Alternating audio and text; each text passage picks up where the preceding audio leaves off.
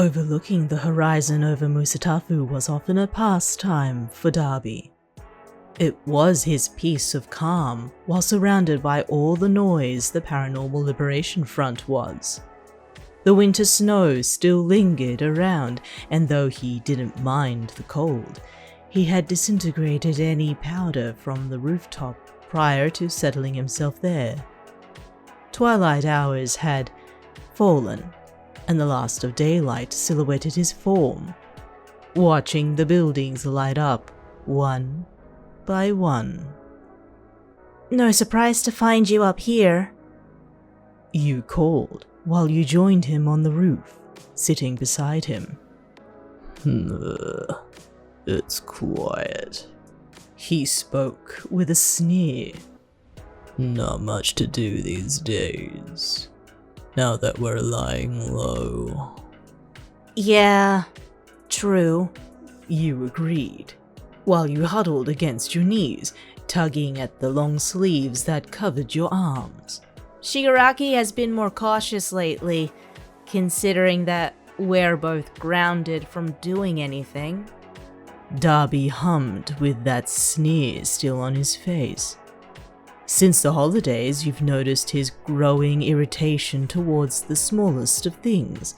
It wasn't the change in attitude. Far from that. It was his reactions.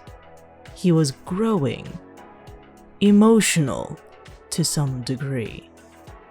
Laying low allowed for some time to recoup the organization, but you knew what was being handled underneath it all. Thanks to Toga, you were able to ascertain the true nature of this growing threat, learning that somebody had brought the front's presence to light, and in doing so, caught the attention of a certain agency now hot on their heels. Literally. You peered towards Dabi's disgruntled slouch while he continued to stare into the city, his bright blues turning dull in the night. "How about we go out tonight? Really get away from HQ," you suggested. For a moment you received no reaction from him, until a tiny smirk pulled at the corner of his lips. Little one, Shigaraki would have our heads, he hissed, playfully. "He'll figure it out a few days afterwards. I've called for a longer shift to the change of the guard, just to give us a head start out of here." You planned this all along, commented Dabi, his body turned towards you, intrigued. "Perks of being the tactical lieutenant, and you do this every year. Why stop now?" Careful. You'll become like me soon enough. He ruffled your hair again while you swiped his large hand away. Always, every time, his show of affection towards you, in private or public, had always been playing with your hair however he saw fit. It was one way of showing it, and Dabi was never one to show any form of affection.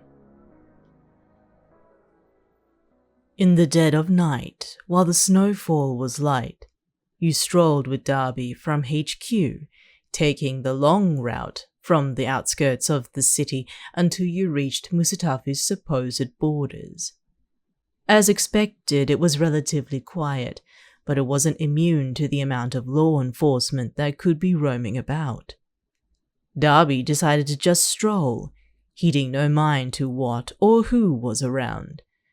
It was his old haunting grounds again. However, he did curtain his presence with a mere hood. "Hey, I remember this place," you piped, looking up at the neon light that sparked every now and then. "You... well, saved me here." Dabi turned his gaze towards a sign, reading its fluorescent tacky font against the grime and dirt of exposed brick. He stared at the sign for a while, his mind returning back to that night where he spotted you being accosted by a drunkard. Red light district, He murmured, cracking a smirk. tacky name. I know. You agreed. Can't believe it was that long ago. And it's still in business. Both of you looked at each other, wondering the same thing you thought, while Dabi nodded his head towards the front door, walking up to it and entering. You scanned the street, keeping an eye on anyone that may be witnesses to your presence until you followed after, walking into the drowning bass of the music that thumped against the walls and your brain. Just why were you here of all places while you were back in UA? You wondered, walking through that narrow hallways covered in fluorescent paint. You finally reached Dabi by the end, his black coat silhouetting his shape against the brightly colored mess until he opened a door into the large bar and dance floor, filled with people drinking and dancing the night away. Lights, shadows, and figures painted the scene, while the noise of chatter and music distorted your senses. A large hand grabbed onto yours, feeling the cold of his staples and the dry skin of his scars against your palm. This way. He called, pulling you through the crowd and pushing against all the bodies that blindly danced the night away. Eventually, through the crowd, you reach the edge of the bar, your arm being pulled upwards next to Dabi, standing flush next to him. You situated yourselves in the center amongst the screaming orders from customers and bartenders alike. Though you were careful to keep a lookout for any suspicions, Dabi leaned against the counter like any other patron. It was as if he was amongst the blind crowd, unaware of his reputation or of himself. He kept his head low, leaving his hood on while he waved down a bartender, ordering drinks, one for him and one for you. Celebratory drinks.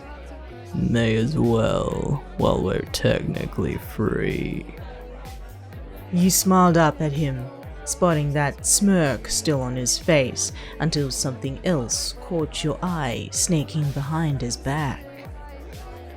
Dabi felt it himself, a hand crawling across his back before he turned towards a woman who purred and reeked of alcohol. He did not turn towards her, merely keeping his head low while waiting for his drink order to arrive. Why aren't you a sight for sore eyes? She yelled drunkenly. How long has it been? You hardly see any of us anymore. You stared at Dabi, curious, confused, and a little suspicious of this woman's behavior. Dabi, meanwhile, stayed silent, still refusing to look this woman in the eye. Aw, you're giving me the silent treatment? She teased, chuckling disorderly while she draped her body over his. You big tease.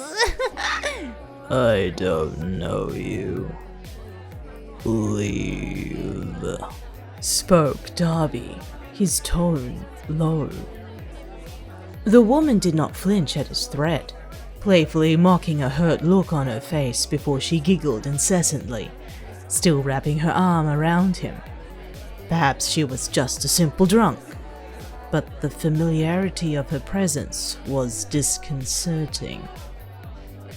The sound of glass clinking on the counter caught your attention when a body stood flush against yours, turning to find a man, flushed from his drunkenness and flashing you a smile. Hey, He chimed while he leaned in closer. first time here. You stood uncomfortably close, while you tried to hug a little closer into Dabi, turning your eye away from the man in hopes that it would deter him any further. All you were met with was a chuckle from both the man and the woman who continued to drape over Dabi. I sure can pick 'em. Mused the man, turning his face towards you and trying to peek into your eyes. Come on, you're here for some fun, right?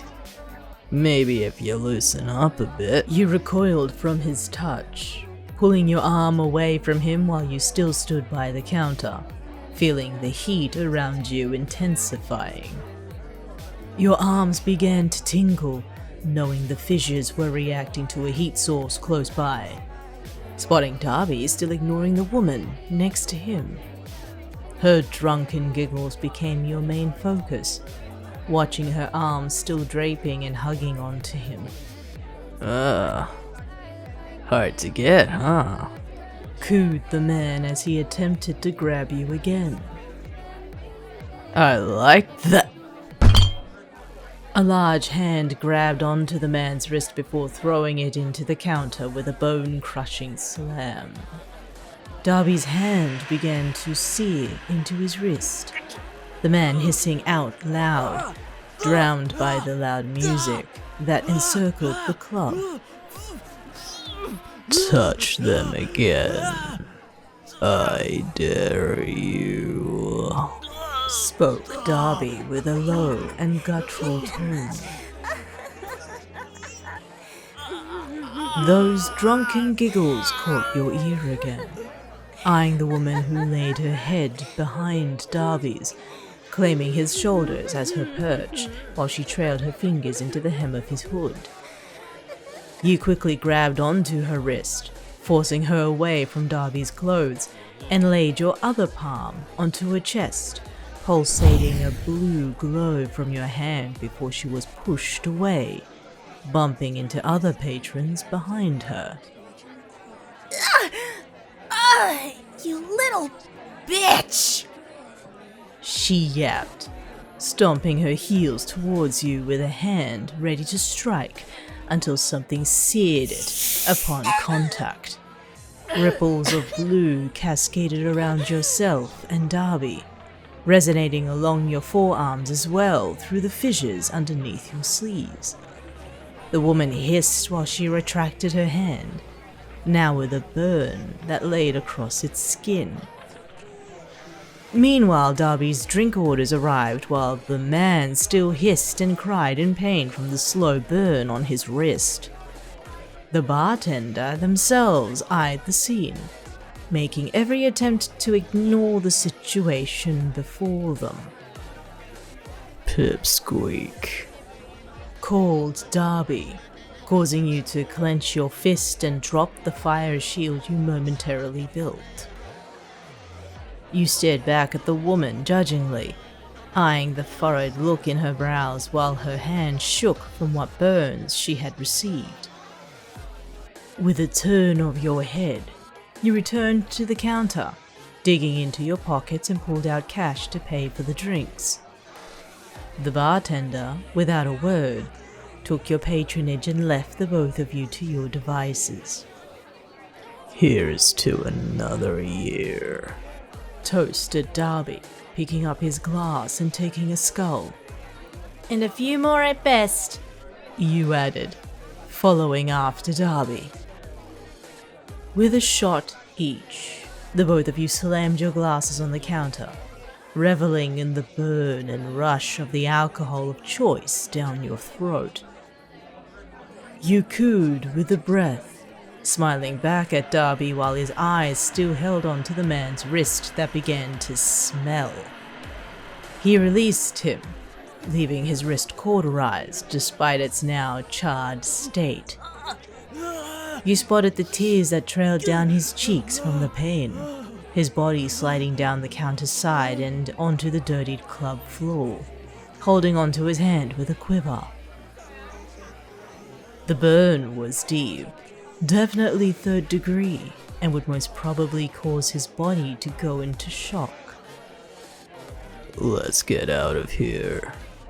The smell is disgusting, commented Dabi as he pushed himself on the sticky counter, grabbing hold of your hand and leading you through the club's dance floor again, leaving both unfortunate victims behind.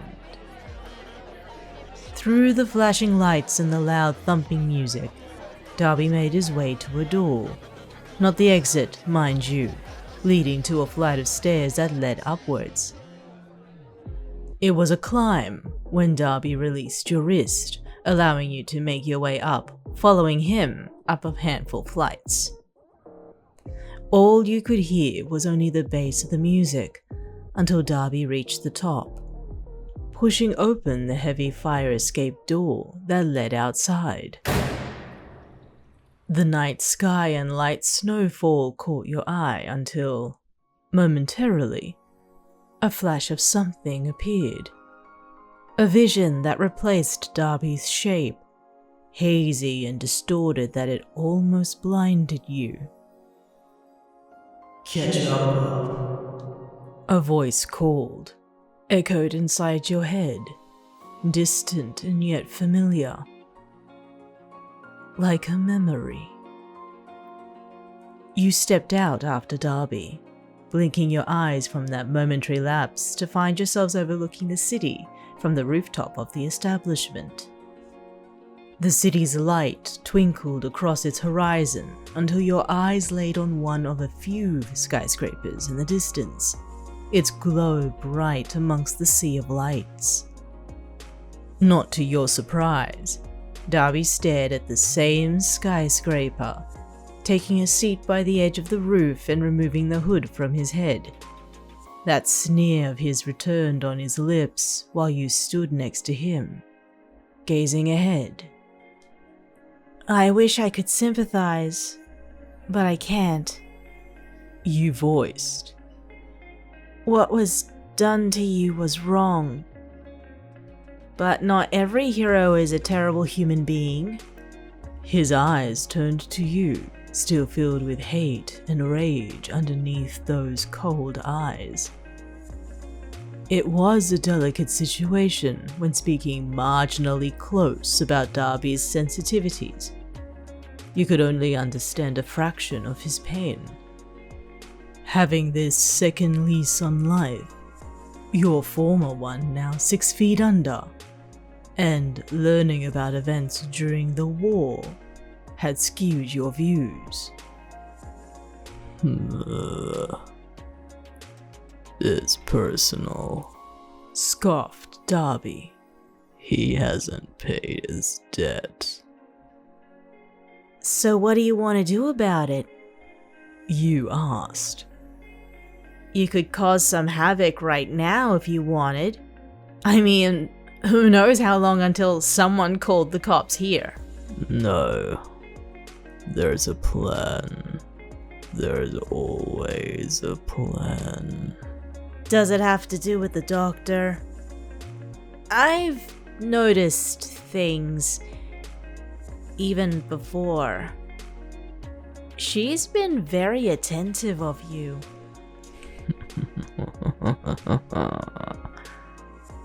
Are you jealous? He smirked. You couldn't help that tug on your lips, pulling into a pout at the suggestion. Jealous? Not particularly. Suspicious, maybe. Your hand gently pulled towards Dabi's lips, finding it held in his large one while you felt a warm heat rush through your arm. His face was alight thanks to the fissures that glowed from underneath your sleeves, the blue sculpting his features while his teeth grazed against your skin. Your green is showing. He teased before you pulled your hand away. You've just been very close to her, at least from the years I've known you. You explained. All part of the plan. He reassured. Besides, little one, you only need to take care of keeping the front on its toes. How much has Toga said? A defector. Someone who was under the doctor's care. Not Dharma. They're responsible for bringing attention to the front earlier than what Shigaraki would have liked. No idea where they are, though. Let me guess. They chose fire-related quirks to cause the damage. Mused Dabi. How original. Understatement of the day. They selected individuals to do the dirty work. And your plan? Send out a small task force to track this person down. But the doctor has no inkling of who they are. Records were destroyed. The war. Right. Interrupted Dabi. Outside of this, we still need to find that potential. But at least it gives us something to do. Yeah, well, aside from keeping tabs, no one knows where the former number 2 hero lives. And yet, you breathe with disbelief, knowing that this particular hero killed in cold blood. The light of Endeavor's agency cascaded softly in the night sky. The both of you stared at it, enjoying each other's silent company. You kept tabs for any sirens in case someone in the club had decided to call law enforcement. But so far, not a sound could be heard. Let's just stay here a little longer.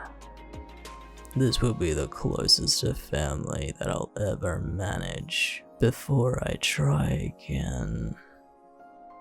You turned to find frost in his hair before you brushed some of it off, quietly sitting beside him while your head leaned on his shoulders. All he did was lean into your frame, still eyeing the tall tower in the distance. One step at a time, years in the making, starting from scratch.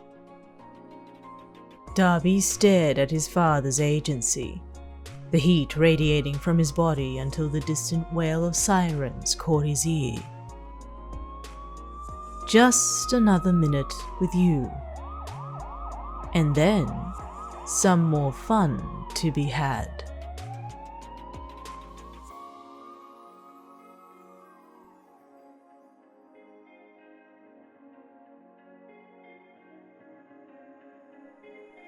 Thank you for tuning in to another fanfiction reading. If you enjoy the content on this channel or would just prefer to fall asleep to my voice, please ring the bell, hit the like button, and subscribe to this channel. Thank you for visiting. I hope to hear from you soon, next we meet.